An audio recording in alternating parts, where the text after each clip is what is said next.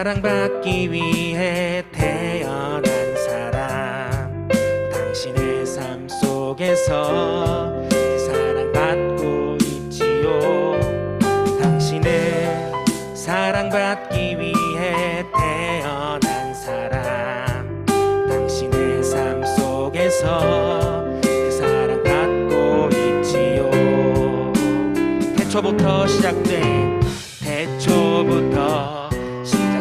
하나님의 사랑은 우리의 만남을 통해 열매를 맺고, 당신이 이 세상에 존재함으로 인해 우리에게 얼마나 큰 기쁨이 되는지. 당신은 사랑받기 위해 태어난 사람, 지금도 그 사랑 받고 있지요.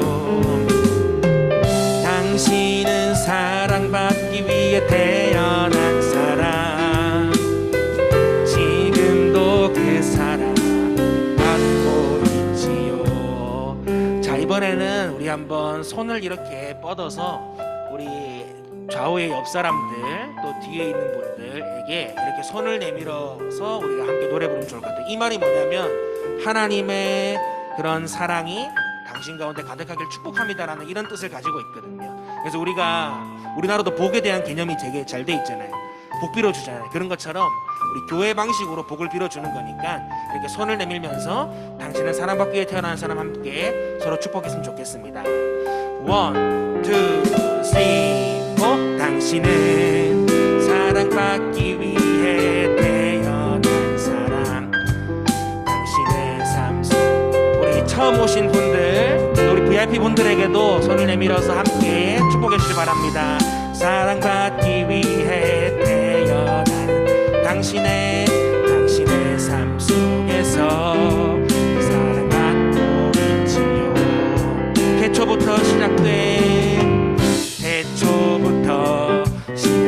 하나님의 사랑은 우리의 만남을 통해 열매를 맺고, 당신이 이 세상에 존재함으로 인해 우리에게 얼마나 큰 기쁨이 되는. 우리 손을 한번 들어서 고백할까요? 당신은 사랑받기 위해 태어난 사람, 지금도 그 사랑 받고 있지요. 당신은 사랑받기 위해 태어난 사람, 지금도 그 사랑 받고, 지금도 그 사랑 받고, 지금도 그 사랑 받고 있지요. 네, 하나님께 영광의 박수 올리겠습니다. 네, 원래는 이렇게 부르려는 게 아닌데 우리 목사님이 길게 크게 불러주셔가지고 다 따라갔어요, 전부 다. 네, 또 우리 목사님이 이렇게 노래를 잘하십니다.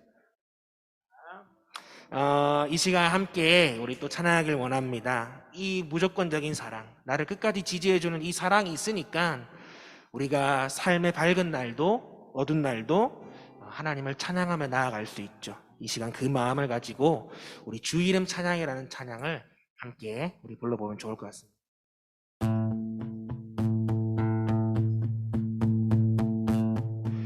주 이름 찬양, 풍요의 강물 흐르는 부요한 땅에 살 때에 주님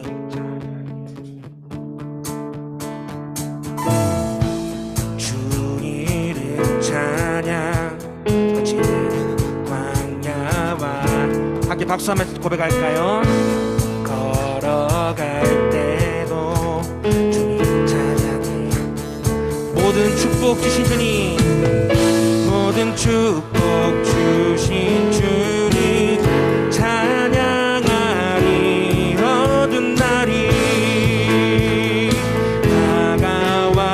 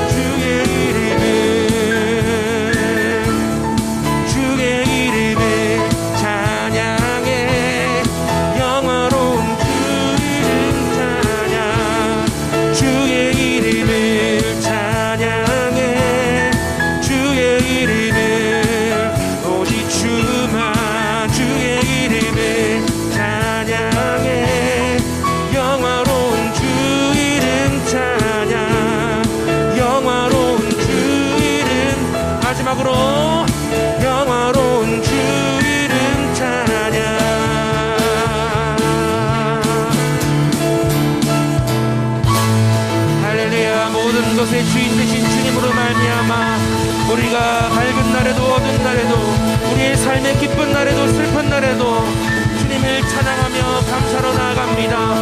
오늘도 우리를 슬픔을 감사로 바꾸어 주신 그 주님을 찬양합니다. 할렐루야.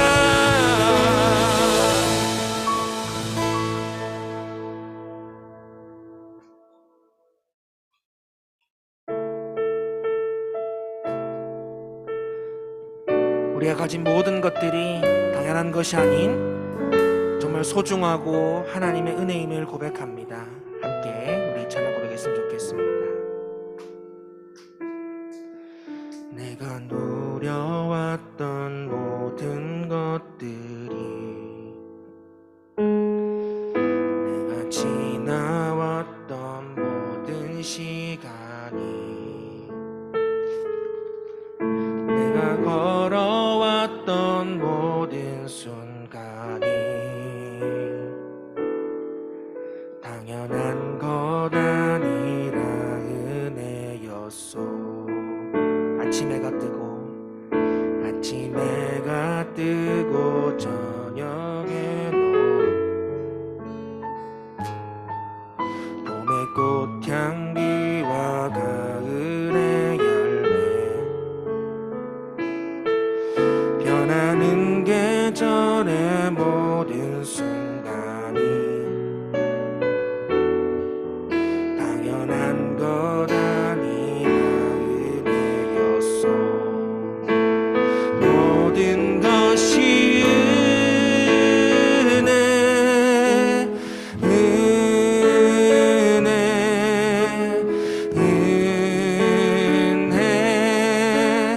한없는 은혜 내 삶에 당연한 건 하나도 없었던 것을 모든 것이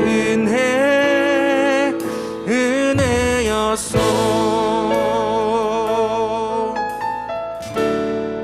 내가 이 땅에 태어나 사는 어린 아이 시절과 지금까지 숨을 쉬며 살며 꿈을 꾸는 삶 당연한 것 아니라 은혜였소. 내가 하나님의 자녀로 살며 내가 하나님의 자녀로 살며 오늘 찬양하고 예배하는 삶 복음을 전할 수 있는 축복이 당연한 것 아니라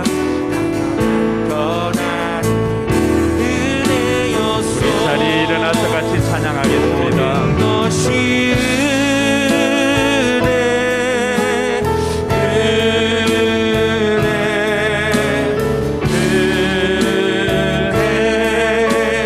한없는 은혜 내 삶에 당연한 건 하나도 없었던 것을 모든 것이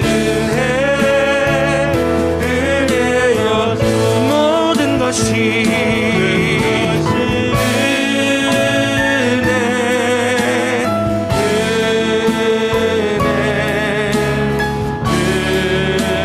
은혜 한없는 은혜 내 삶에 당연한 건 하나도 없었던 것을 모든 것이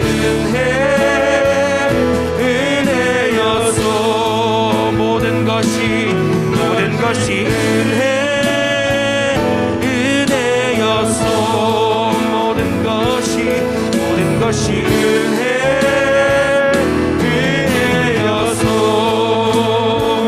우리 주 임재를 사모하며 고백합니다. 이곳에 오셔서 이곳에 앉으소서. 이곳에서 드리는 예배를 받으소서. 주님의 이름이 주님의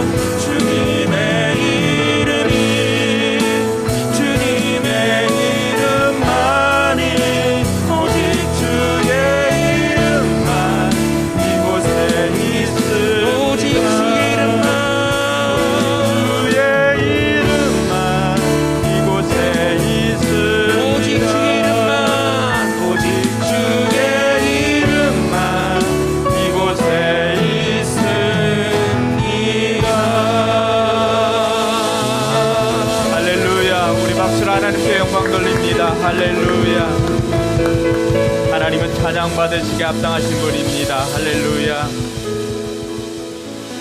우리 이 시간 마음을 모아 한 세 가지 정도만 같이 기도했으면 좋겠습니다. 첫 번째는 하나님 이곳에 우리 가운데 임하여서 우리가 드리는 예배를 기쁘게 받아주시고 우리 심령 가운데 하나님의 영으로 충만하게 하여 주시옵소서 위에서 기도하시고, 둘째는 여러분들이 이 자리에 오기까지 여러분 힘으로 수고해봤지만 여러분 힘으로 되지 않았던 것들이 있을 것입니다. 세상 사람들은 이것을 문제라고 합니다. 내 힘으로 할 수 없었던 것, 이 시간 여러분 하나님을 신뢰하고 하나님을 믿고 하나님 이것 좀 도와주십시오 하면 하나님께서는 들으시고 응답해 주신다고 약속해 주셨습니다. 저희가 살아가는 이유도 그 약속 때문인데, 여러분 힘으로 할 수 없었던 것, 이 시간 하나님 도와주십시오 라고 하나님 앞에 도움을 요청하시기 바랍니다. 그리고 마지막으로는요, 주변에 힘든 사람들이 너무나 많이 있습니다. 특별히 오늘은 우리 수험생들을 위해서 같이 기도했으면 좋겠습니다. 성적 나온 그 결과가 그들의 정체성은 아닙니다. 우리가 살아봤지만은 지내보면 이것은 모든 과정이지만, 그러나 지금은 그 결과가 그 사람들에게는 너무나 중요합니다. 그래서 우리가 그들을 위해서 기도해 줬으면 좋겠습니다. 결과 때문에 일희일비하지 않고 이것을 통하여서 좀 더 성숙된 인간으로 살아갈 수 있게 해달라고, 오늘 이 시간 이러한 세 가지 제목을 가지고 우리 한 1분간만이라도 같이 소리내어서 같이 기도했으면 좋겠습니다. 기도하겠습니다. 하나님 아버지 은혜 감사합니다. 오늘도 우리를 사랑해 주셔서 이곳으로 인도해 주시니 감사합니다. 하나님을 예배하는 예배자로 세워주시니 감사를 드립니다. 하나님이 영광받아 주시옵소서. 오늘도 이곳에 하나님의 영으로 충만케 하여 주시옵소서. 우리 한 사람 한 사람 심령 가운데 하나님의 영으로 충만케 하여 주셔서 우리로 하여금 성령 충만케 하여 주시옵기를 간절히 바라고 원합니다. 아버지 하나님, 구하고 찾고 두드리라고 말씀하신 아버지 하나님, 이 시간 우리가 그 약속의 말씀 붙잡고 하나님 앞에 도움을 요청합니다. 하나님, 우리를 불쌍히 여겨주시고 우리 삶 가운데 우리 힘으로 할 수 없는 일들이 있음을 고백을 합니다. 하나님 도와주시옵소서. 하나님 도와주시옵소서. 우리가 세상 사람들에게 도움을 요청하기보다는 모든 것을 할 수 있는 하나님께 도움을 구하옵나니, 하나님 이 시간 통하여서 우리의 이 문제를 들어주시고 하나님 응답하여 주셔서 우리의 삶에 하나님의 일하심을 경험하는 은혜가 있게 하여 주시옵소서.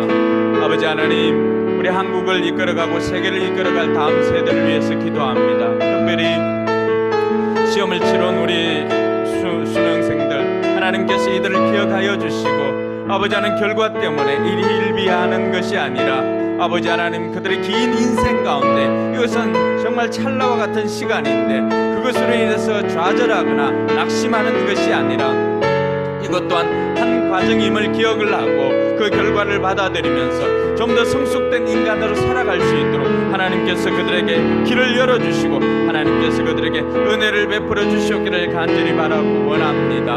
아버지 하나님, 오늘도 하나님 앞에 겸손히 나아가오니 하나님께서 우리 가운데 능력으로 역사하여 주시옵소서. 참 좋으신 아버지 하나님, 은혜 감사합니다.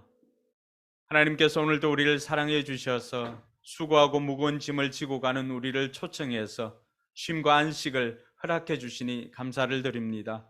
우리가 드리는 이 예배를 기쁘게 받아 주옵시고 우리 심령 가운데 하나님의 영으로 충만케 하여 주시옵소서. 오늘도 간절한 바람으로 하나님 앞에 구한 모든 기도의 제목들이 예수 그리스도 이름으로 다 응답받게 하여 주시옵소서. 힘들고 어려운 시간들을 지나고 있는 우리 청소년들이 있습니다. 결과에 따라서 일희일비하는 것이 아니라 과정임을 기억을 하고 좀 더 성숙된 인간으로 나아갈 수 있도록 하나님께서 길을 열어 주시옵소서. 아버지 하나님, 오늘도 우리가 겸손히 하나님 앞에 나아갑니다. 하나님, 우리를 불쌍히 여겨주시고 우리에게 필요한 은혜를 공급하여 주시옵소서. 감사드리며 거룩하신 예수님 이름으로 기도드리옵나이다. 아멘. 네, 저희들이 악을 쓰는 게 아니에요. 최대한 하나님을 사랑하는 그 마음을 표현하는 것이니까 너무 좋습니다. 이 시간에 우리의 신앙을 사도신경으로 고백합니다. 우리 교회는 이러한 것이 주문이 되지 않도록 제가 질문을 여러분들에게 3번 합니다. 여러분들이 제 질문을 들으시고 여러분 신앙을 모니터를 보시고 같이 고백했으면 좋겠습니다. 여러분들은 누구를 믿습니까? 나는 전능하신 아버지 하나님 천지의 창조주를 믿습니다. 여러분들은 누구를 믿습니까? 나는 그의 유일하신 아들 우리 주 예수 그리스도를 믿습니다. 그는 성령으로 잉태되어 동정녀 마리아에게서 나시고 본디오 빌라도에게 고난을 받아 십자가에 못 박혀 죽으시고 장사된 지 사흘 만에 죽은 자 가운데서 다시 살아나셨으며 하늘에 오르시어 전능하신 아버지 하나님 우편에 앉아 계시다가 거기로부터 살아있는 자와 죽은 자를 심판하러 오십니다. 여러분들은 누구를 믿습니까? 나는 성령을 믿으며 거룩한 공교회와 성도의 교제와 죄를 용서받는 것과 몸의 부활과 영생을 믿습니다. 아멘. 네, 자리에 앉아서 찬송가 301장 찬양할 때 우리 1절, 2절 간주 후에 3절 합니다. 우리가 코로나 지나면서 다 마스크를 끼고 있는데 1절부터 3절까지 다 논스톱으로 이렇게 해보니까 너무 힘들어요. 그러니까 1절, 2절 하고 잠깐 쉬었다가 3절 하고 이렇게 하도록 하겠습니다.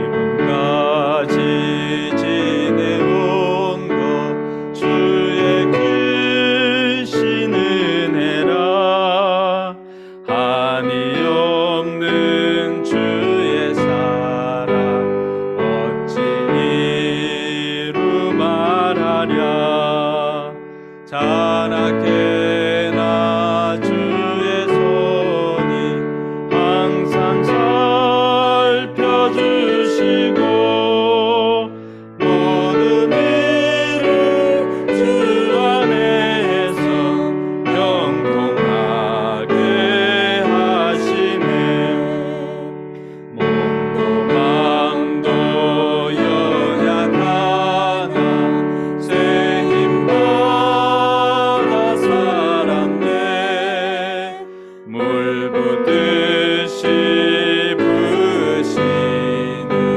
주의 은혜 족하다 사랑 없는 거리에 나 험한 산길에 맬 때 주의 손을 굳게 잡고 찬송하며 가리라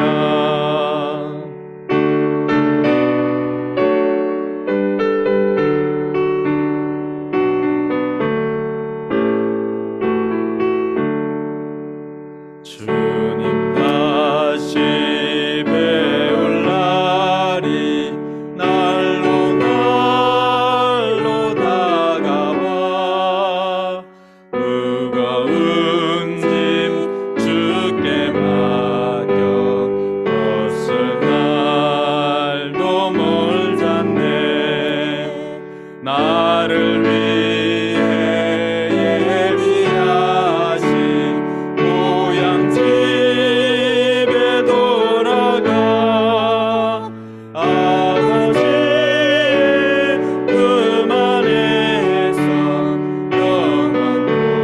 영원토록 살리라.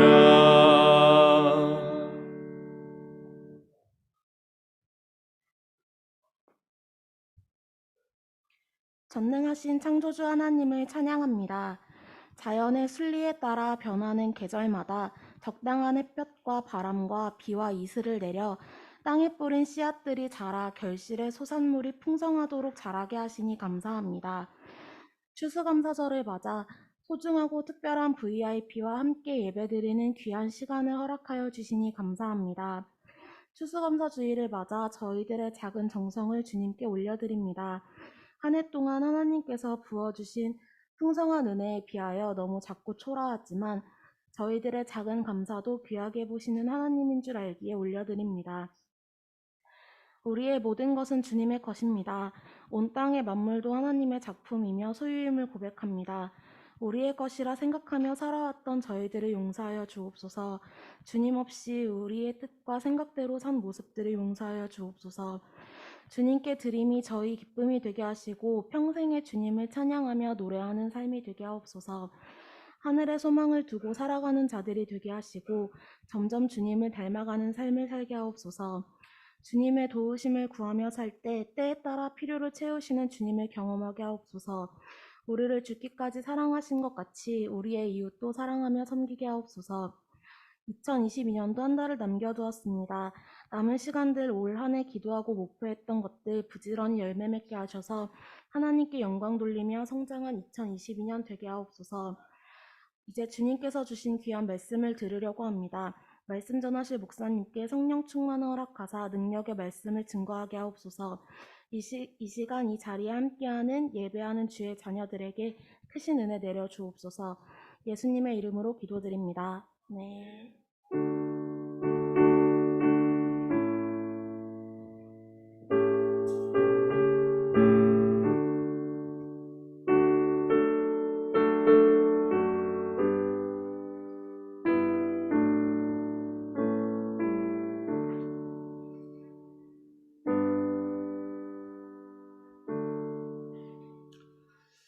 네, 이 시간 준비한 예물 봉헌하는 시간입니다. 교회를 처음 나오신 분들은 특별히 부담을 가지지 않아도 되겠습니다. 오늘은 우리 교회에 여성 중창단이 급조되었습니다. 이날을 위해서. 네, 평소 연습을 좀 해왔었는데 오늘 특별히 우리 여성 중창단 나와서 하나님 앞에 찬양 드릴 때 준비한 예물 봉헌하도록 하겠습니다. 네, 앞으로 나오세요.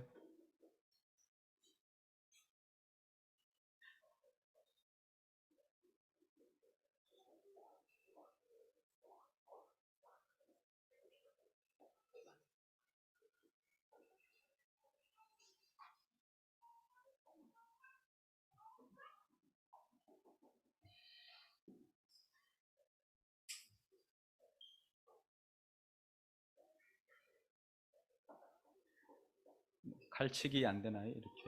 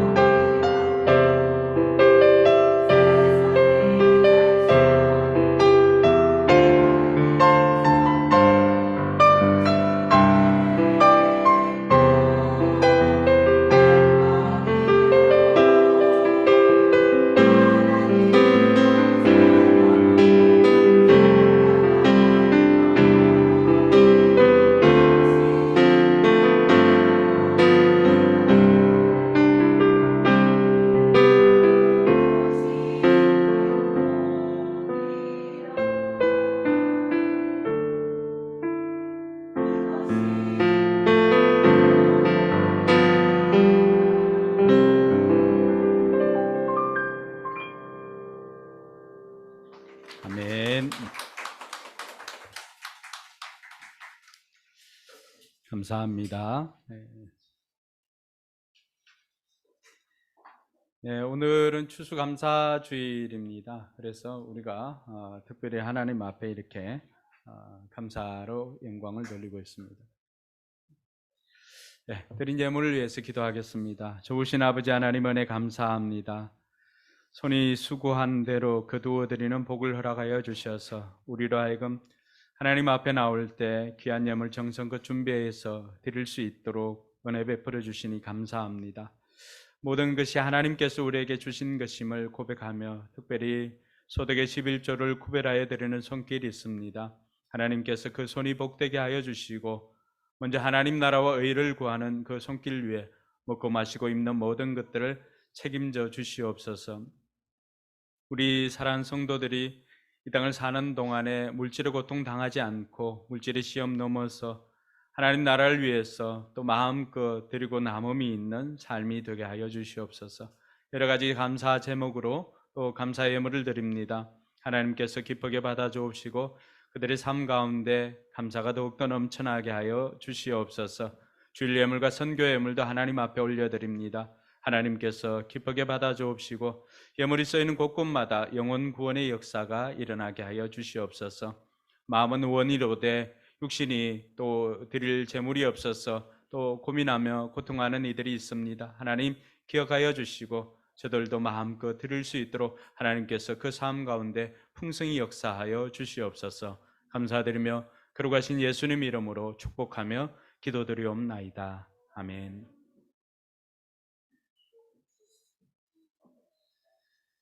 네, 여러분 기도해 주신 덕분에 우리 강의하는 아이들 내발선 학원이 2관을 준비를 했습니다. 그래서 여기 주차장 옆에 오늘 우리 사장님 오셨는데 신진부동산 거기 3층입니다. 신진부동산 3층이고 아직 뭐 썬팅이나 이런 것들은 아직 뭐 완성되지는 않았습니다. 그런데 그 내부만큼은 어제 급하게 뭐 책상도 넣고 의자도 넣고 이렇게 했습니다. 그래서 오늘 여러분들에게 점심 그 식사를 대접하려고 그 장소에서 부랴부랴 정리를 했습니다. 그래서 오늘 점심은 예배 후에 이쪽으로 옆쪽으로 이동을 해서 그곳에서 식사를 하도록 하겠습니다.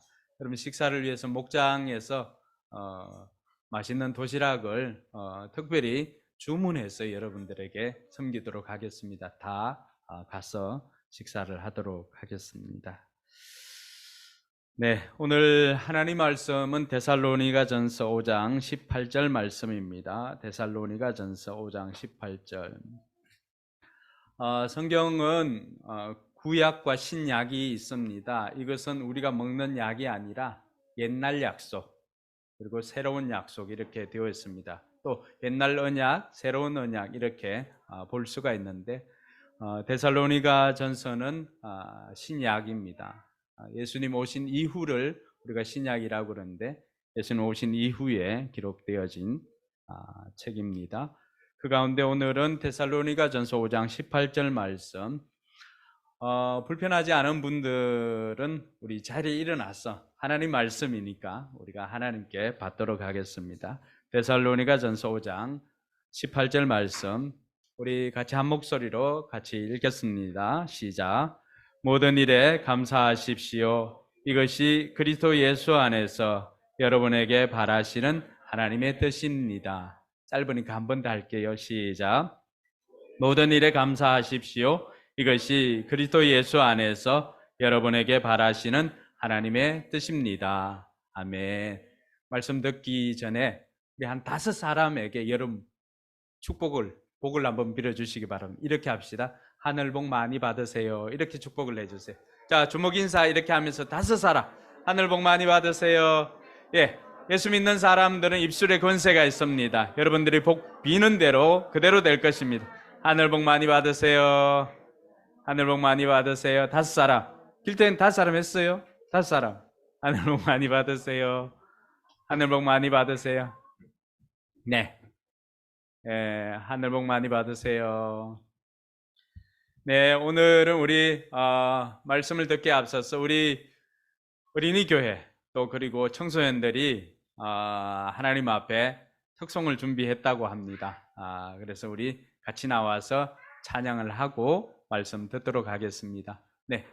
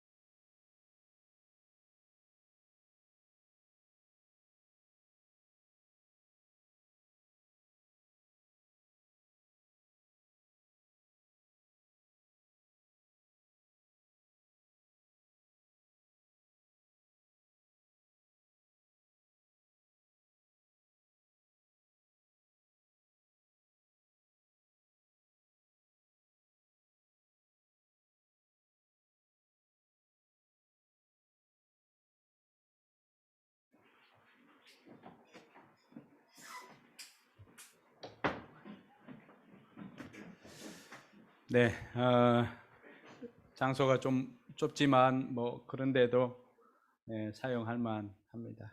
감사합니다. 네, 오늘 앞에 보면은 그동안과는 뭐 강단 장식이나 이런 게 좀 달라졌죠. 과일도 올라오고 이렇게 했습니다. 이거 추수감사주일 예배를 드리기 위해서 준비한 것이기도 하지요. 우리나라에는 추석이 있습니다. 추석. 그리고 미국 같은 경우는 뭐 추수감사절이 있고요. 이스라엘 백성들은 수장절이라고 하는 명절을 지켰습니다. 추석이나 추수감사절, 또 이스라엘 백성들의 수장절, 맥주절, 이런 절기들은, 이러한 명절은 다 그 맥을 같이 합니다. 그것은 한 해 동안 우리가 씨를 뿌리고 또 농사를 지어서 수확한 것을 감사하는 것입니다. 그래서 한 해 동안 농사에서 수확한 것을 어떤 사람들은 조상에게 감사하는 사람도 있고요. 어떤 사람들은 자신이 믿는 신에게 감사하는 사람이 있지만, 하나님의 사람들은 모든 것이 하나님께서 우리에게 베풀어 주신 은혜인 것을 기억을 하고 하나님께 감사를 드리는 사람들이 있습니다. 맥을 같이 하지만 누구에게 감사를 표현하는가에 따라서 그 내용이 달라지는 것입니다. 여러분, 농사 지을 때, 특별히 농사를 지을 때는 이것이 내 힘으로 되지 않는다는 것을 우리는 너무나 잘 알고 있습니다. 우리 교회 집사님들도 최근에 그 주말 농원인가요? 그 맥고랑 이렇게 사서 하는 분들도 있는데, 그럼 씨를 뿌리지만은 내 의지대로 그 씨들이 자라지를 않습니다. 씨를 뿌리기 전에 적당한 비가 있어야만이 씨를 뿌릴 수가 있고요. 그래서 성경에는 이를 이른 비와 늦은 비가 있어야만 씨를 뿌리고 수확을 할 수 있다라고 이야기를 합니다.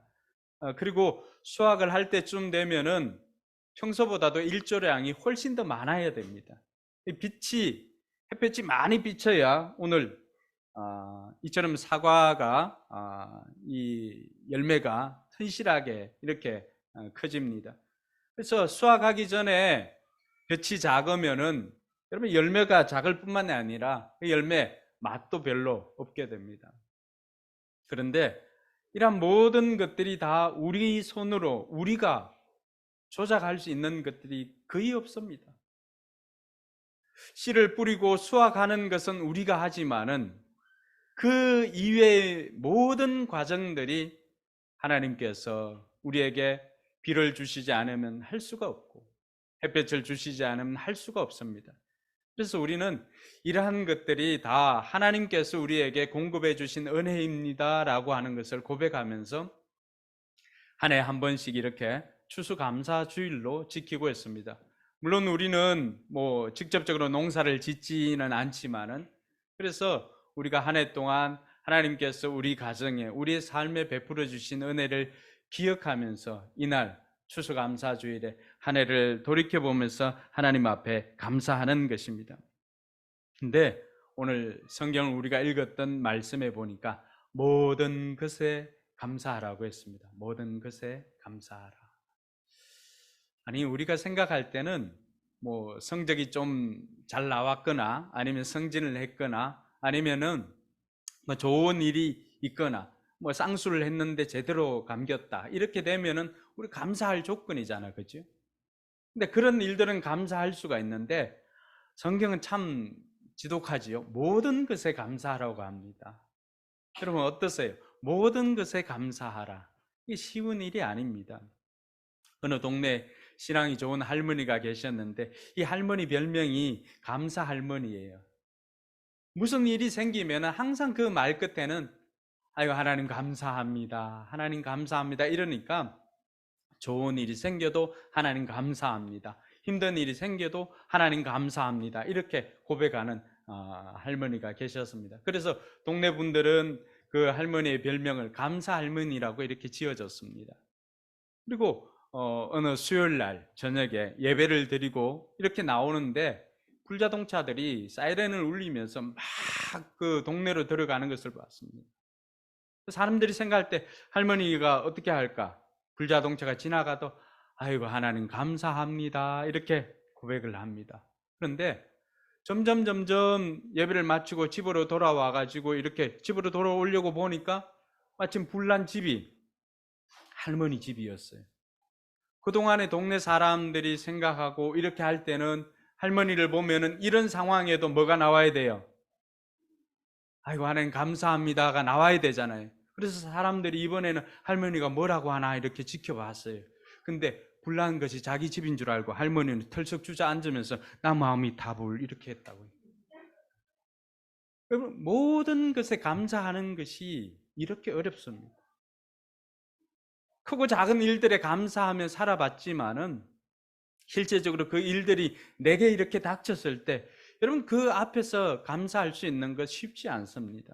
그런데 어떻게 성경은 우리에게 모든 것에 감사하라고 하는가? 그것도 권면이 아니에요. 하나님의 명령이에요. 우리가 새 번역으로 이렇게 되어 있지만은 개역 개정에 보면 항상 기뻐하라, 쉬지 말고 기도하라, 범사에 감사하라. 우리 새 번역에 보면은 모든 것에 감사하십시오 이렇게 되어 있습니다. 권면이 아니라 명령입니다.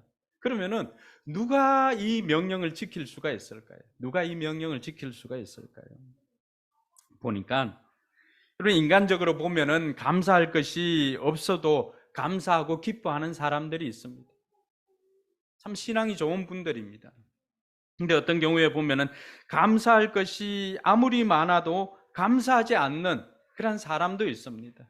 너무나 불신앙의 사람들입니다. 여러분 어떤 사람은 감사하고 어떤 사람은 감사하지 않고 어떤 사람은 당연히 여기는데 이 차이가 무엇일까요? 누구는 감사하고 누구는 감사하지 않는 이 결정적인 차이가 무엇일까요? 그것은 바로 깨달음입니다. 깨달음.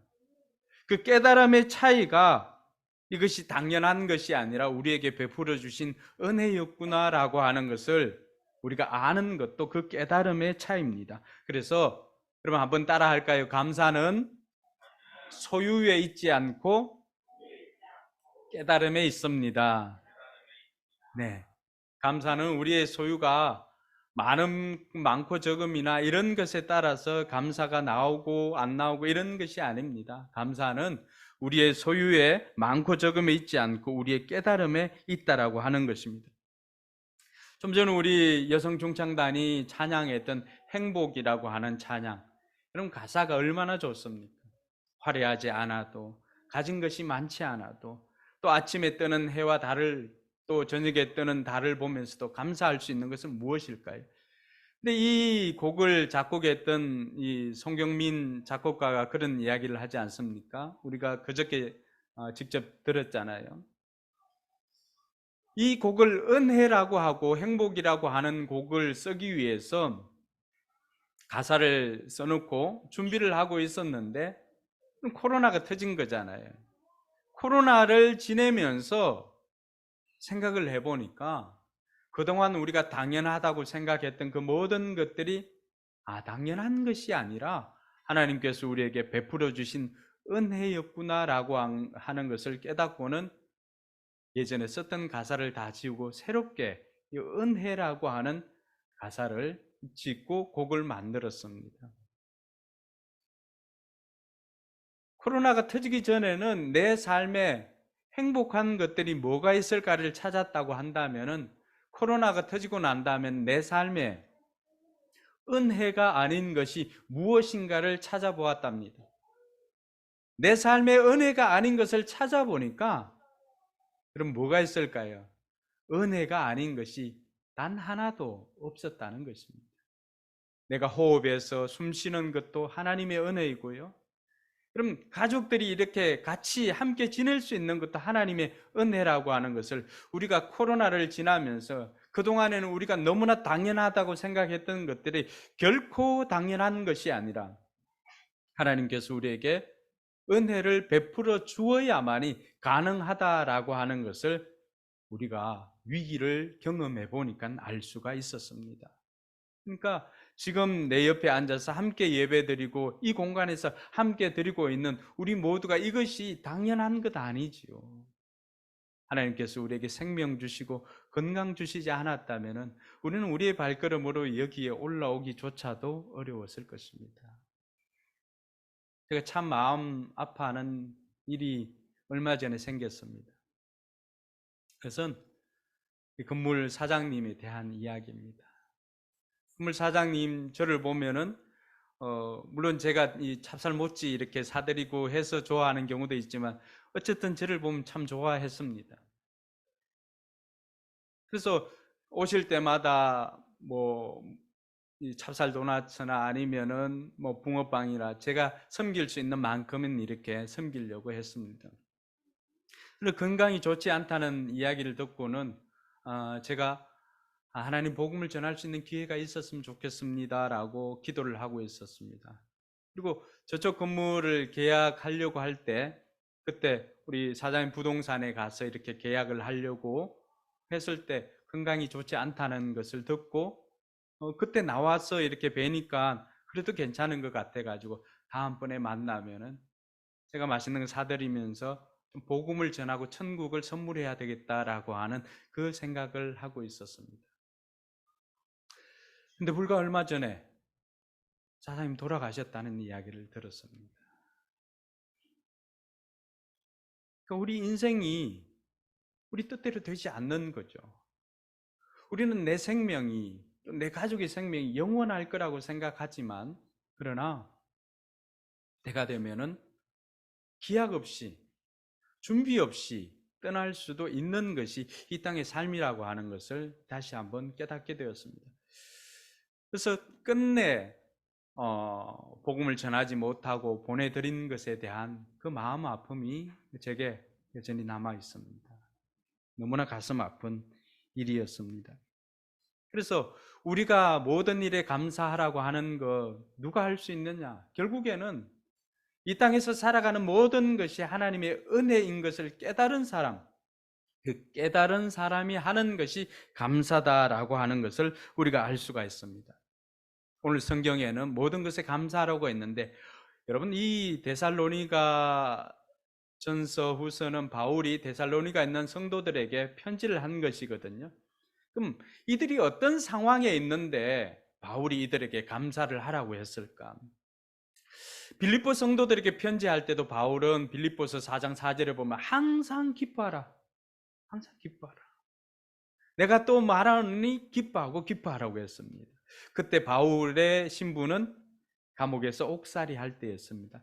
여러분 감옥에서 영의 몸으로 그곳에 있을 때 기뻐하라고 권면한 거 쉽지 않습니다. 그래서 빌립보 4장 5절 6절 이런 같은 맥락이 기뻐하라고 하면서 그 다음에는 모든 일에 기도와 간구로 너희 구할 것을 감사함으로 하나님께 아뢰라고 그렇게 말합니다. 기뻐할 수 있는 것이 뭔가 우리에게 있는 염려, 근심, 걱정들은 우리가 가지고 있으면 그것은 기쁨의 조건이 아닙니다.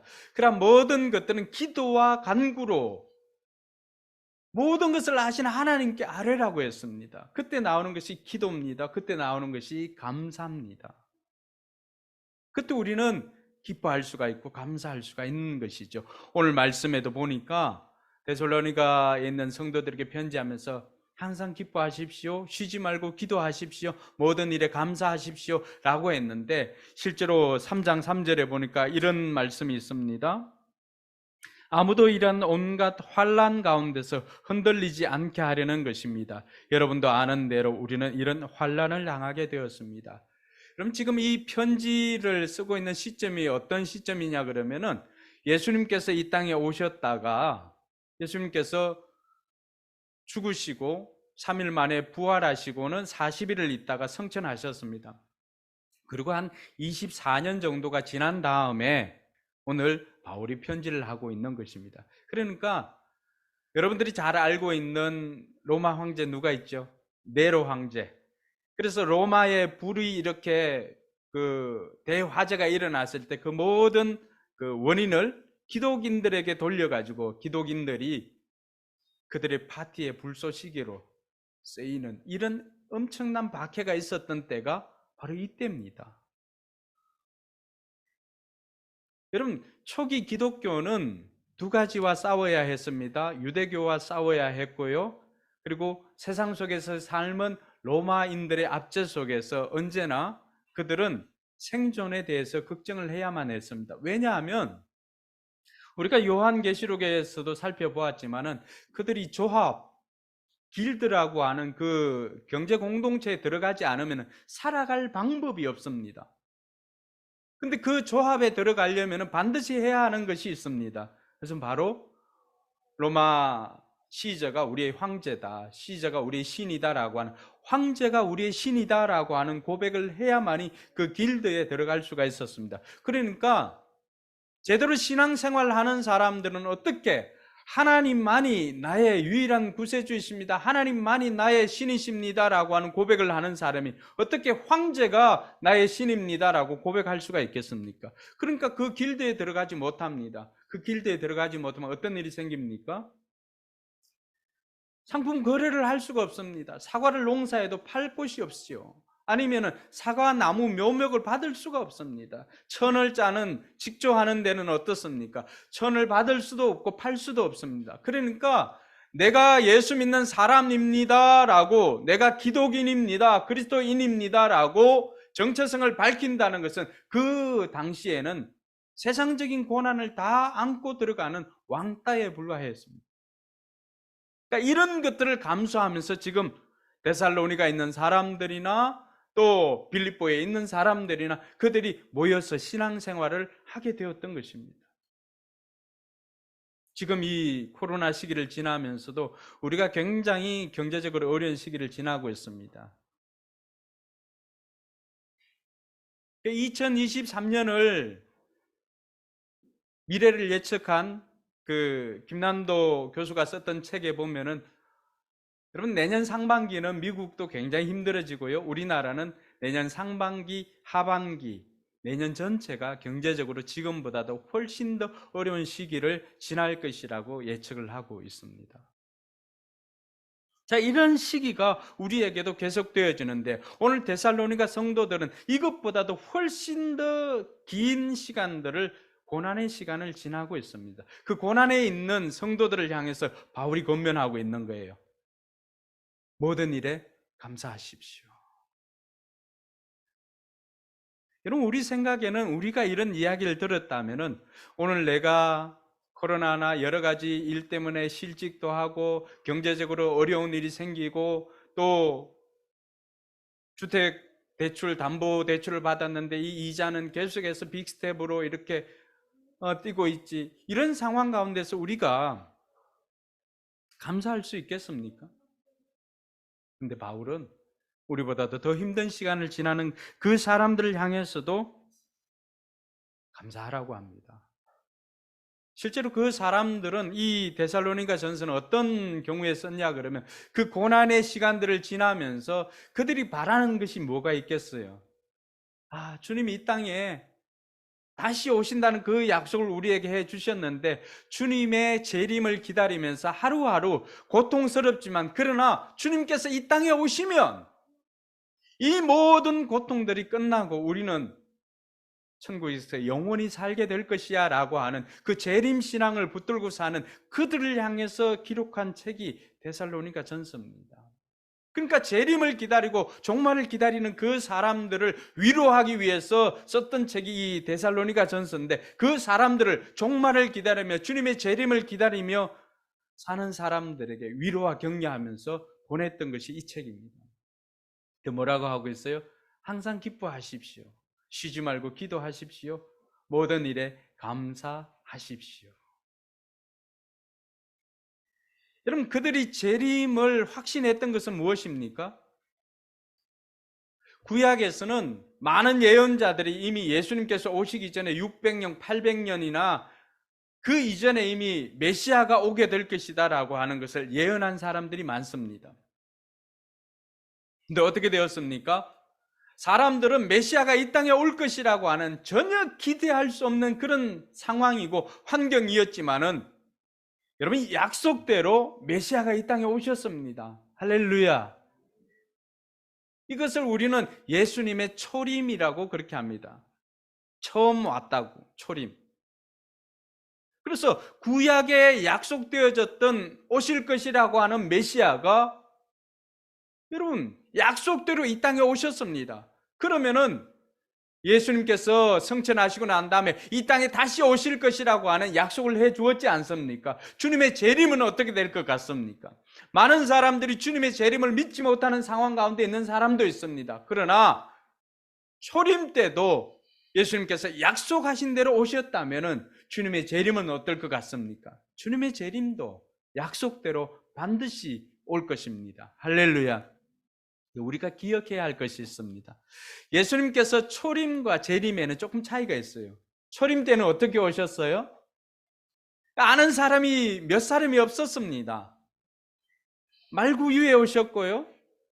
아는 사람이 몇 사람이 없었습니다. 천사들이 와서 그리고 동방박사 세 사람이 또 별을 보고 왔습니다. 초림 때는 거의 아는 사람이 없이 몰려왔습니다. 그러나 재림 때는 그렇지 않습니다. 천사가 그런 이야기를 합니다. 갈릴리 사람들아 왜 너희들이 이것을 보고 있느냐? 주님께서는 올라가신 그 모습대로 그대로 오게 될 것이다. 근데 주님께서 이 땅에 다시 오실 때는 몰려오는 것이 아닙니다. 모든 세상 사람들이 다 알 수 있도록 이 땅에 오신다는 사실입니다. 할렐루야. 여러분, 초림 때 예수님께서 이 땅에 오신 것은 우리를 구원하기 위해서 구원주로 이 땅에 오셨습니다. 동의하십니까? 우리 죄가 얼마나 많이 있다 할지라도 그 모든 죄를 해결해 주시기 위해서 예수님은 죄가 없었지만 십자가에 달려서 그 모든 죄를 다 짊어지고 가셨습니다. 그래서 예수님께서 마지막으로 십자가에서 하신 말씀이 테텔레스타이, 다 이루었다라고 하는 것입니다. 그래서 초림 때 오셨을 때는 우리의 모든 죄를 예수님께서 가지고 가셨습니다. 죄를 죽음으로 다 해결해 주었습니다. 그러니까 저와 여러분들이 죄인으로 태어났지만은 우리가 예수를 구주로 영접하면은 우리의 죄를 용서해 주신다는 그 약속 때문에 우리를 하나님께서는 의롭다고 여겨 주십니다. 그런데 주님께서 이 땅에 다시 오시는 재림은 구원주로 오시는 것이 아닙니다. 주님이 이 땅에 다시 오실 때는 심판주로 오신다고 그렇게 말씀하십니다. 그러면 심판주로 오신다는 것은 예수를 구주로 영접한 사람들은 그 사람들에게는 천국이 보장되어 있지만은 그러나 예수를 구주로 영접하지 않는 사람들에게는 다 지옥으로 갈 수밖에 없는 것입니다. 하나님께서 그렇게 하신 것이 아니라 다 그들의 선택 때문입니다. 그래서 저와 여러분들이 살아서 우리가 이 땅에서 살아서 예수 그리스도를 만나지 못한다면은 우리는 예수님께서 이 땅에 다시 오실 때 그분을 심판주로 맞이할 수밖에 없습니다. 그러나 이 땅에서 우리가 예수 그리스도를 구주로 영접한 사람들은 예수님이 심판주가 아니라 우리에게 상을 베풀어 주시는 은혜의 주로 우리에게 오실 것임을 믿으시기 바랍니다. 사람들은 그렇게 생각합니다. 이 땅에 우리 인간이 한 번 태어나면 끝나는 것으로 알고 있습니다. 그래서 모파상도 소설을 쓸 때 여자의 일생이라고 하는 책을 썼습니다. 그러니까 일생이라고 생각한 거죠. 많은 사람들이 이 땅에 살아가는 사람들이 우리 인생을 일생이라고 생각하는 사람들이 많이 있습니다. 근데 여러분 성경을 조금 더 자세히 읽어보면요, 우리의 일생은 일생이 아니라 삼생입니다. 왜냐하면은 여러분 엄마 뱃속에서 우리가 몇 개월을 있죠? 일생은 엄마 뱃속에서의 살 때입니다. 그때 9개월이나 10개월이 있습니다. 물론 우리 지원이처럼 성격이 급해서 7달 만에 나오는 애들도 있습니다. 그러나 대략 7개월, 8개월, 9개월, 10개월입니다. 그 일생 동안에 해야 할 일이 무엇입니까? 일생 동안에 해야 할 일은 단 한 가지, 이생을 준비하는 것입니다. 첫 번째의 집이 어머니의 뱃속이었다면 두 번째의 집은 우리가 살고 있는 이 땅에서의 집입니다. 그 이생을 살아가는 기간은 사람들마다 차이가 있죠. 어떤 사람은 70년, 어떤 사람은 80년. 성경도 사람의 연수가 70이요 강건하면 80이라고 했습니다. 지금은 그보다도 더 많은 삶을 삽니다. 근데 더 많은 삶을 사는 것이 중요한 것이 아니라 우리가 이 생에서 반드시 해야 하는 것이 있습니다. 그것은 바로 영생을 준비하는 것입니다. 우리가 이 생으로 끝나는 것이 아니라 우리에게는 영생이라고 하는 삼생이 준비되어져 있습니다. 그런데 그 준비 기간은, 그곳에 들어가는 영생은 이 땅에서, 이 생에서 예수님을 구주로 영접한 사람들에게는 천국에서 영생을 누리지만, 예수님을 구주로 영접하지 못한 사람들은 지옥에서 영생을 누리게 될 것입니다. 그러므로 저와 여러분들이 이 이생에서 살아갈 때 우리가 그 무엇보다도 우선적으로 해야 되는 것은 다른 것이 아니라 예수님을 내 인생의 구원자로, 예수님을 내 인생의 주인으로 모시는 것입니다. 저는 이 자리에 참석한 오늘 여러분들에게, 여러분들이 이 말씀을 듣는 것이 여러분들에게는 복음이라고 생각됩니다. 복된 소식. 왜냐하면 이것이 여러분의 영생을 결정할 수 있는 아주 중요한 소식이기 때문에 그렇습니다. 혹이라도 아직 예수님을 내 인생의 주인으로, 또 나를 구원해 주실 구세주로 영접하지 못한 분들이 있다면 오늘 이 시간을 통하여서 예수님을 여러분의 인생의 구원자로 모시기를 주님의 이름으로 축원합니다. 그러니까 데살로니가 성도들은 이제나 저제나 예수님 오시기만을, 다시 오시기만을 기다렸던 사람입니다. 여러분, 힘든 시간들 이렇게 살아보면은 여러분 마음속에 그런 생각 들지 않나요? 주님 빨리 왔으면 좋겠다, 천국 빨리 갔으면 좋겠다라고 하는 생각이 목사로 살아가는 저에게도 있습니다. 저도 똑같이 여러분들과 같은 이 시대에 발 딛고 살아가니까 똑같이 어려움을 겪게 되는 거죠. 이 어려움을 지나면서 주님 빨리 왔으면 좋겠다라고 하는 생각이 들 때도 있습니다. 오늘 데살로니가 성도들이 바로 그러한 삶을 살았던 사람들입니다. 그런데 바울은 그들을 향해서 항상 범사에 감사하라고 이야기를 합니다. 바울이 그들에게 모든 일에 감사하라고 왜 바울은 저들에게 모든 일에 감사하라고 했을까? 오늘 말씀해 보니까 그 첫 번째는 그것이 하나님의 뜻이기 때문이라고 가르쳐 주고 있습니다. 모든 일에 감사하십시오. 이것이 그리스도 예수 안에서 여러분에게 바라시는 하나님의 뜻입니다. 여러분, 많은 믿는 사람들이 가장 확실하게 움직이는 게 뭐예요? 하나님의 뜻이라고 하는 거예요. 많은 사람들이 이게 하나님의 뜻인지, 내가 이 일을 하는 게 하나님의 뜻인지, 이게 긴가민가 하니까 제대로 올인을 못하는 거예요. 세상에 100% 확신되는 것 없습니다. 목사인 저도 한 60%, 70% 맞으면은 이게 하나님 뜻이구나라고 하면서 밀어붙입니다. 여러분들도 마찬가지일 거예요. 여러분들이 하고자 하는 일들, 크고 작은 문제부터 시작했어요. 이 일이 하나님의 뜻이라고 한다면 내가 목숨 걸고라도 이 일을 할 것이다 라고 하는 다짐을 하는 사람들이 많이 있습니다. 그렇지 않습니까? 바울이 우리에게 가르쳐 주는 것은 이게 하나님의 뜻이라는 거예요. 모든 일에 감사하는 것이 하나님의 뜻이랍니다. 하나님의 명령이에요. 권면이 아닙니다. 선택의 문제가 아니라 순종의 문제입니다. 하나님께서 우리에게 원하는 것은 우리가 날마다 거룩한 삶을 사는, 성화의 삶을 사는 것입니다. 성화가 뭐예요? 예수님 닮아가는 삶이잖아요. 항상 기뻐하고 쉬지 않고 기도하고 모든 일에 감사하면은 우리가 예수님을 닮아간답니다.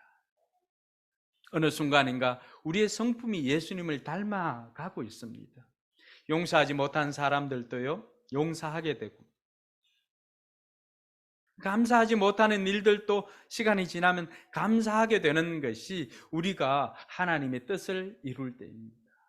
어느 순간인가 저와 여러분들의 얼굴도, 큰 바위 얼굴은 아니지만은 예수님을 닮아가게 될 것입니다. 우리 마음의 성품이. 오늘 강도사님 찬양할 때 우리가 하나님의 형상이다라고 했을 때 그 형상은 단순한 외모만이 아니라 우리의 삶이, 우리의 모든 것이, 우리의 마음이 예수님을 닮아가는 것을, 하나님의 형상을 회복한다라고 그렇게 말합니다. 언제 가능한가요? 모든 일에 감사할 때 가능한 것입니다. 성도 여러분, 저는 예수님 믿고 제 얼굴까지도 바뀌었습니다. 제가 원래 이렇게 여러분들이 보기에 부담 없는 이렇게 잘생긴 외모가 아니었습니다. 제 고향은 경상북도 울진군 평해읍 직산리 181번지 동해 바닷가입니다. 바로 문을 열면 바로 앞이 백사장이고, 아니, 골목은 작은 골목이 있는데 그 앞이 백사장이고 바닷가입니다. 제가 놀 때는 늘 어디에서 놀았겠어요? 늘 그 바닷가에서 노니까 제 얼굴색이 어떻게 되겠습니까? 새까맣습니다. 우리 동네 우리 친구들 치고 얼굴 새까맣지 않은 애들이 별로 없습니다. 거의 다 새까맣습니다. 그런데다가 제가 어릴 때는 이 입이 좀 짧았습니다. 입술은 굵지만 입이 좀 짧았습니다. 그러니까 비린내 나는 것을 잘 안 먹었어요. 그럼 바닷가에 사는데 비린내 나는 것을 잘 안 먹으면 뭘 먹겠어요?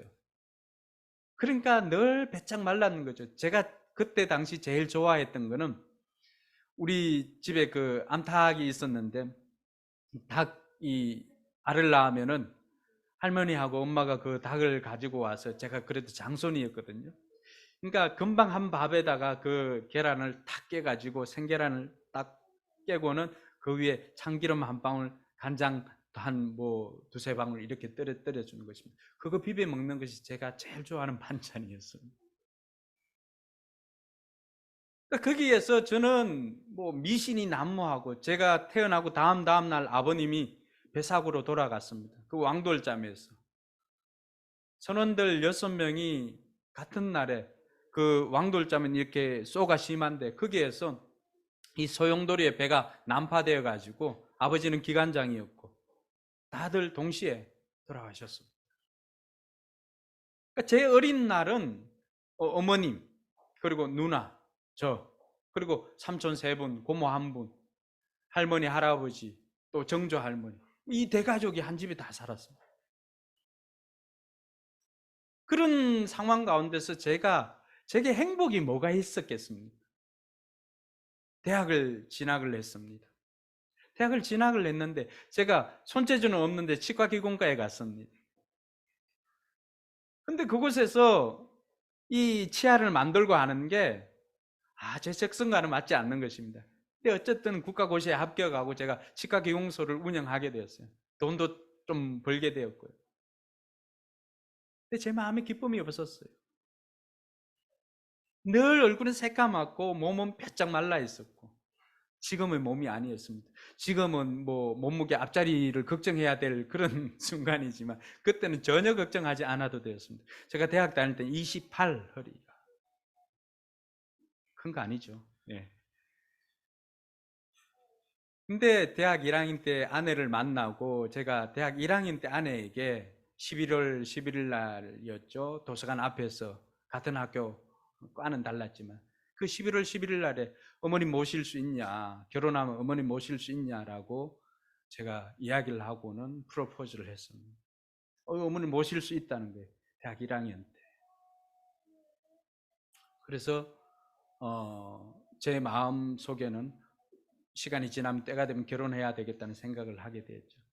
집사람은 교회를 열심히 나가고 저는 뭐 너무나 음주 가문을 즐겼던 그런 사람이었습니다. 집사람 늘 점심때만 되면은 그 학교 본관 앞에서 해 뜨는 데부터 이렇게 찬양을 하고 있고요. 저는 또 가방을 이렇게 끼고 다니면서 늘 이렇게 하고 고무신 신고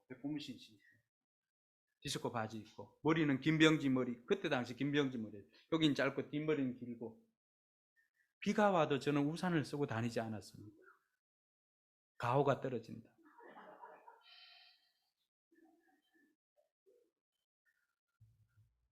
그랬던 저에게 2학년 제가 서울에 기용소에 실습을 와서 내려갈 때 대학 2학년 때 제가 진지하게 제 삶을 한번 고민해 보았습니다. 제 삶이 너무나 암담한 거예요. 집에 돈이 있는 것도 아니고 그리고 제가 실력이 탁월한 것도 아니고 눈을 감아 보니까 아무것도 보이지 않는 거예요. 그게 제 인생이었습니다. 그때 결심을 하게 됩니다. 내가 집사람하고 결혼하기 위해서도 집사람 집안은 다 교회를 다녔기 때문에 내가 예수님을 구주로 영접해야 되겠다. 그리고 또 한 가지는 내가 살면서 참으로 의지할 곳이 없었습니다. 아버지가 안 계셨으니까 어머님은 너무 잘 내주었지만은 그러나 어떤 일들을 선택하고 결정할 때 뭐 형님 같은 아니면은 제가 의지하고 싶은 대상이 없었습니다.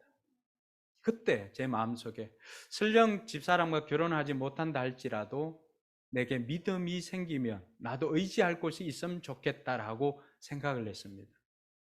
그래서 저는 집사람을 통해서 예수님을 구주로 영접하게 되고 그때부터 대학 2학년 때부터 신앙생활을 하기 시작했습니다. 그리고 어느 날 아내가 저를 위해서 성경 공부를 1:1로 해주었는데 그런 고백을 했습니다. 지금은 내가 이렇게 가르치지만 훗날 이 사람이 나를 가르칠 수 있는 신앙의 지도자가 되게 해달라고 기도를 했습니다. 그 기도 후에 저는 나중에 6년이 지났나요? 그리고는 그 이전에 결혼을 했고 신학을 하기로 결정을 하게 됩니다. 더 놀라운 것은 제가 그렇게 까무잡잡하고 여러분 은혜가 되지 않을까 싶어서 제가 과거의 사진을 여러분들에게 보여드리지 못합니다. 그 점은 양해해 주시고. 근데 예수님을 믿으니까 제 삶에 있던 근심 걱정들이 사라지는 것입니다. 물론 삶의 환경이 달라진 것은 아닙니다. 여전히 어려웠지만은 그러나 제 마음속에 의지하는 분이 계셨습니다. 예수님이 나를 도와준 것이라는 확신이 있었습니다. 그래서 그때부터 제 삶은 달라지기 시작했습니다. 소망 없이 하루하루를 살아가던 제게 이제는 다음 날이 기대가 될 정도로 다음 날을 빨리 만나고 싶을 정도로 제 삶이 바뀌었습니다. 그렇게 하다 보니까 제 얼굴이 바뀌게 되었습니다. 까무잡잡하게 그냥 소망 없이 하루하루를 살아갔던 제게 예수님께서 내 삶에 들어오고부터는 내 삶에 살아가는 이유도 달라졌고요. 옛날에는 그냥 부자가 되고 싶었습니다. 워낙 가난하게 살았으니까. 근데 그때부터는요, 정말로 사람을 키우는 사람이 되고 싶었습니다. 사람들을 좀 이 시대에 영향력 있는 삶을 살아갈 수 있는 사람을 키우는 일을 하고 싶었습니다. 그게 어떻게 보면 하나님께서 제게 주신 비전이었던 것 같아요. 그러니까 지금 아이들을 키우는 학원도 하게 되었던 거예요. 제 원래의 꿈은 학교였잖아요. 여러분들 알다시피. 근데 우리가 학교를 다 할 수가 없으니까 이 학원부터 시작한 것 아닙니까? 언젠가는 기회가 주어진다면은 그것도 우리가 생각을 해봐야 되겠습니다. 그러나 지금은 아닌 것 같습니다. 여러분, 예수님을 내 삶의 주인으로 모시면은 이렇게 삶이 달라지게 되는 것입니다. 그래서 우리는 하루하루 살아갈 때 이것이 하나님의 뜻인가 아닌가를 묻고 하나님의 뜻이라고 한다면 그게 어울린을 하는 것입니다. 하나님께서 우리에게 이것 하나님의 뜻이야. 너희들 모든 일에 감사하며 살아라 라고 말하고 있는 것입니다. 둘째로 바울이 왜 감사하며 살아라고 했을까? 그것이 바로 주님께서 이 땅에 다시 오시는 재림을 준비하는 적극적인 삶이기 때문에 그렇습니다. 지금 이 말씀이 주어진 상황이 어디예요? 재림을 기다리는 성도들에게 주신 말씀입니다. 그런데 재림을 어떻게 기다립니까? 주님의 종말을, 이 땅의 종말, 주님의 재림을 어떻게 우리가 기다리며 삽니까? 그때 바울이 이야기를 합니다. 소극적으로 뭐 하지 말고 이런 등등의 이야기가 5장 1절 2절부터 시작에 쭉 나옵니다. 그런데 5장 16절, 17절, 18절에서는 소극적으로 그렇게 사는 것이 아니라 너희들은 적극적으로 모든 일에 항상 기뻐하고 쉬지 말고 기도하고 범사에 모든 일에 감사하며 살아라. 이게 내 뜻이다 라고 하면서 설명을 해줍니다. 여러분, 우리가 이렇게 살아갈 때 주님의 재림을 제대로 준비하는 것입니다. 여러분, 주님의 재림이 어떨 것 같습니까? 어느 날 우리 최 집사님이 그냥 가게 일 한다고 설거지도 못하고 그렇지는 않겠지만 설거지도 못하고 해서 싱크대에 그릇이 수북합니다. 또 옷은 정우니가 오만데 벗어 던져두고 집이 난장판입니다. 난장판인데 그때 갑자기 최 집사님이 존경하는 분, 평소에도 집에 한번 모시고 싶었던 분이 오신다고 합니다. 노크를 하고 들어옵니다. 그 모습을 보여주고 싶겠어요? 집사님 어떻게 했어요? 아이고, 연락이라도 좀 해주고 오지. 이런 마음 아니겠습니까? 여러분, 우리가 주님께서 이 땅에 오신다는, 주님 재림하신다는 그 소식을 우리가 듣고 있습니다. 근데 언제 올지는 모릅니다. 저도 궁금해요. 몇 시에 올지, 3시 반에 올지, 4시 20분에 올지, 아니면 5시 15분에 올지. 아마 그래도 극적이니까 한 12시쯤 오지 않겠나, 이런 생각들은 하고 있습니다.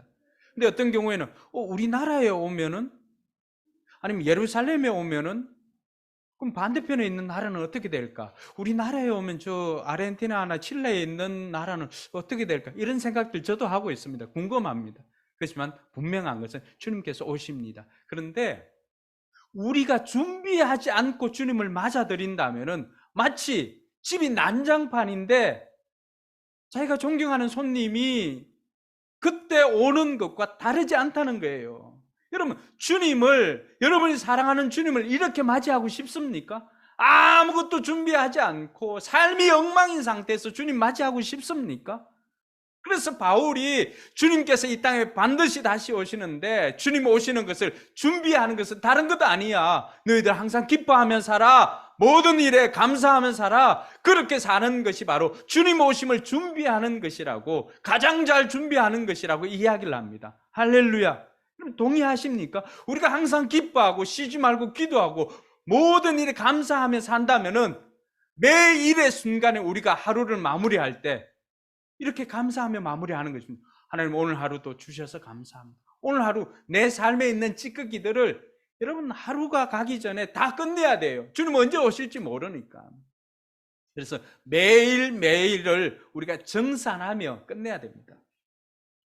그게 바로 기뻐하는 것이고 기도하는 것이고 모든 일에 감사하며 마무리를 하는 것입니다. 그렇게 마무리를 했는데 주님께서 오시면 어떻습니까? 주님 진작에 기다렸습니다. 진작에 기다렸습니다. 그럼 귀한 손님 모시고 싶을 때 여러분 청소 깨끗하게 하고, 우리 집사람도 목장이나 최근에는 집에서 목장하는 경우가 별로 없지만 집에 누구 온다 그러면 애들한테 일주일 전부터 닥달입니다. 화장실 낙서 뿌려가 씻어라 온데. 그러니까 저희 집에 누구라도 오게 되면 이미 3일 전부터 소재가 돼 있는 거예요. 준비하고 맞아들이기 위해서. 준비하고. 그 준비의 가장 적극적인 준비가 바로 모든 일에 감사하는 것입니다. 뿐만 아니라 감사하는 믿음의 척도입니다. 많은 것을 받고도 감사하지 않는 불신앙의 사람이 있습니다. 어떤 사람은 감사한 것만 조건적으로 감사하는 얕은 신앙의 사람도 있습니다. 그런데 성경 우리에게 가르쳐주는 것은 모든 일에 감사하는 것이 바로 깊은 믿음 좋은 신앙인이라고 우리에게 가르쳐주고 있습니다. 저는 바라기는 우리 성도들이 모든 일에 감사할 수 있는 성도가 되기를 주님의 이름으로 축원합니다. 어떻게 그게 가능할까요? 첫 번째는 생각을 바꾸는 것입니다. 여러분, 이 감사라고 하는 단어가 어디에서 나왔을까요? thank라고 하는 영어는 think라고 하는 생각하다에서 나왔습니다. 어원이 생각하다입니다. 그러니까 가만히 돌아보니까 think에서 thank가 나왔다고 하면은 생각해 보니까 이게 내 힘으로 된 것이 아니구나. 내 힘으로 된 것이 아니니까 누군가가 도와주었기 때문에 그게 가능했구나 라고 우리가 감사를 할 수가 있는 것입니다. 즉 평소 감사하지 못했던 사람들이 있다면, 원망 불평으로 살았던 사람들이 있다면 오늘부터라도 여러분 먼저 생각을 바꿔보시기 바랍니다. 이게 당연한 것이 아니라 하나님의 도우심이다 라고 하는 것을 생각할 때 우리는 감사할 수가 있습니다. 모든 일에 감사할 수가 있는 것은 먼저는 생각을 바꾸는 것입니다. 이번 한 주간 여러분 살면서 부정적인 생각이 들면 이거 아니야, 여러분들이 기대하는 대로 삶이 움직여지지 않았다, 그러면 거기에서 낙심하고 좌절할 것이 아니라 하나님께서 더 좋은 문을 열어놓고 기다리고 계시는구나 라고 생각하면서 이것마저도 감사할 수 있는 저와 여러분들이 되기를 바랍니다. 사랑하는 성도 여러분, 내 뜻대로 내 인생 되지 않아도 하나님 뜻대로 된다는 사실을 기억하시기 바랍니다. 이거 우리만 외친 것이 아니라 빨강머리 앤이 그렇게까지 외쳤던 이야기 아닙니까? 인생은 내 뜻대로 되지 않지만은 그러나 기대가 되는 것은 하나님 뜻대로 되어지기 때문입니다. 할렐루야. 둘째로 우리가 어떻게 할 수가 있을까? 하나님 절대 주권을 인정하는 것입니다. 하나님 절대 주권이 세 가지입니다. 하나님께서는 모든 것을 아신다. 하나님께서는 모든 것을 할 수 있다. 하나님께서는 우리를 사랑하신다는 것입니다. 이 절대 주권을 인정하는 사람이 모든 것에 감사할 수가 있습니다. 여러분, 내가 경험하는 것들, 때로는 내가 원하지 않는 삶일 수도 있습니다. 환경일 수도 있습니다. 100점 맞기를 원했지만 30점 맞을 때도 있습니다. 그런데 하나님께서는 그 자리에서도 로마서 8장 28절에 보니까 하나님의 부르심대로 그 뜻대로 부르심을 받은 자들에게는 모든 일이 모든 것에 합력하여 선을 이루어 주실 것이라고 약속하고 있습니다. 여러분, 하나님께서는 최고의 명품 디자이너입니다. 어떠한 재료가 주어져도 어떠한 것이 주어져도 그것을 최고의 명품으로 바꾸는 분이 하나님입니다. 최고의 조각가입니다. 진흙이 주어져도 진흙으로도 최고의 작품을 만듭니다. 돌을 주어져도 돌로도 최고의 작품을 만드는 분이 우리 하나님입니다. 그래서 성경에 보면은 우리를 하나님의 걸작품이라고 했는데 그 걸작품이 포이엠입니다. 포엠, 시죠, 시. 근데 그 어원이 바로 최고의 작품입니다. 최고의 작품. 저와 여러분들의 상황이, 환경이 우리가 원하는 상황이 아니고 최악의 상황이고 바닥을 치는 상황이라 할지라도 그 바닥에서도 선을 만드시는 분이 우리 하나님이십니다. 그 하나님을 절대 신뢰하시기 바랍니다. 그 사람만이 모든 것에 감사할 수가 있습니다. 내가 당한 상황이 하나님께서는 이것을 반드시 역전시켜 주실 것이야 라고 하는 믿음을 가진 사람, 그 절대 신앙을, 절대 주권을 인정하는 사람이 바로 그 모든 것에 감사할 수가 있습니다. 마지막으로는요, 선하신 하나님을 믿는 것입니다. 그럼 하나님께서는 지금까지 우리에게 베풀어 주셨던 것을 보면은 하나님께서는 선하신 분이라고 하는 것을 우리가 부정할 수가 없습니다. 그래서 시편 100편 4절과 5절에 보면 하나님의 그 선하시고 인자하심이 영원하리로다. 그래서 그 하나님 앞에 감사로 제사를 드리라고 말하고 있습니다. 사랑하는 성도 여러분, 지금까지 경험한 것만 우리가 봐도 하나님께서는 선하신 분이라고 하는 것을 알 수가 있습니다. 비록 나쁜 아빠라도 자기 자식에게는 좋은 것을 줄 줄 알거든. 하물며 하나님께서 우리에게 좋은 것을 주시지 않겠느냐라고 복음서에서는 우리에게 가르쳐 주고 있습니다. 하나님은 우리에게 가장 좋은 때 가장 좋은 것을 주시는 가장 선하신 분이십니다. 그 하나님을 믿고 우리 삶 가운데 일어나는 그 모든 일들 속에서 하나님께서 내게 필요하니까, 하나님께서 지금은 내가 이해할 수 없어도 이 일을 통해서 내가 성장하고 성숙하고 내가 성공할 수 있으니까 하나님께서 내게 주신 것일 거야 라고 하면서 그 선하신 하나님을 신뢰하면서 한번 감사해 보시기 바랍니다. 그래서 이번 한 주간에는 여러분들에게 주어진 좋은 것이든 힘든 것이든 어떤 것이 주어지더라도 먼저 감사로 고백하면서 모든 것에 감사하며 살아가는 저와 여러분들이 되기를 주님의 이름으로 축복합니다. 기도하겠습니다. 여러분, 한번 생각해 보시기 바랍니다. 오늘 말씀 듣고 나는 무엇을 감사할까? 내게는 감사할 거리가 없는데 라고 생각했던 사람들이 있다면 오늘 우리가 생명이 있고 호흡하는 그것만으로도 우리는 감사할 수가 있을 것입니다.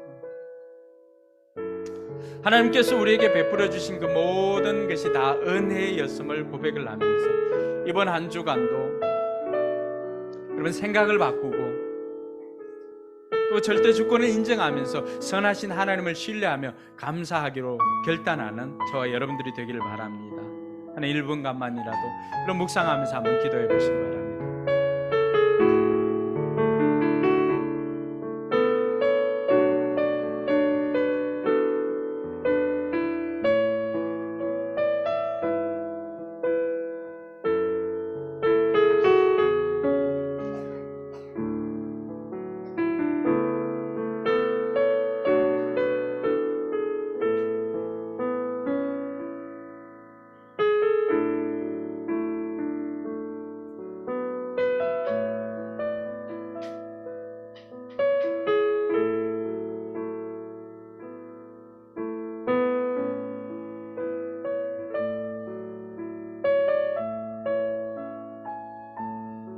이제 우리 자리에 일어나서 우리 가사를 생각하면서 내게 주신 모든 것이 하나님의 은혜였습니다. 같이 고백하도록 하겠습니다.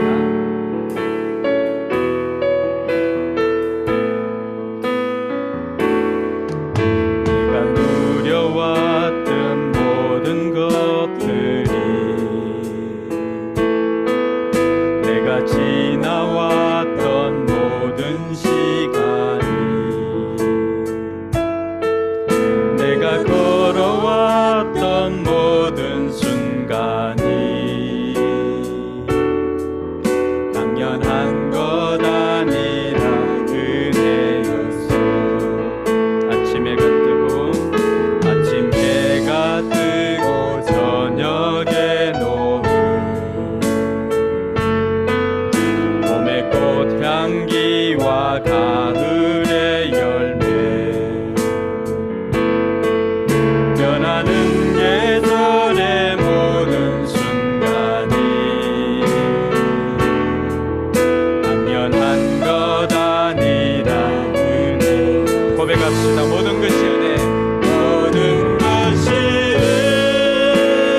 은혜,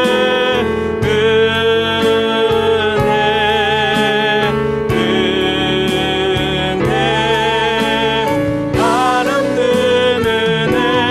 내 삶에 당연한 것 하나도 없었던 것은 모든 것이 은혜였소. 내가 이 땅에 태어나 사는 것, 내가 이 땅에 태어나 사는 것, 어린아이 시절과 지금까지 숨을 쉬며 살며 꿈을 꾸는 삶, 당연한 것 아니라 은혜였소. 내가 하나님의 자녀로 살며 오늘 찬양하고 예배하는 삶, 복음을 전할 수 있는 축복이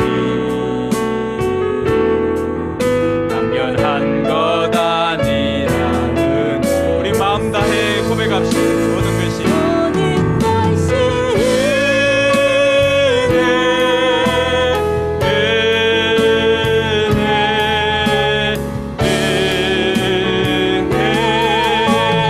한없는 은혜. 내 삶에 당연한 것 하나도 없었던 것을 모든 것이 은혜였어. 모든 것이 은혜였어. 모든 것이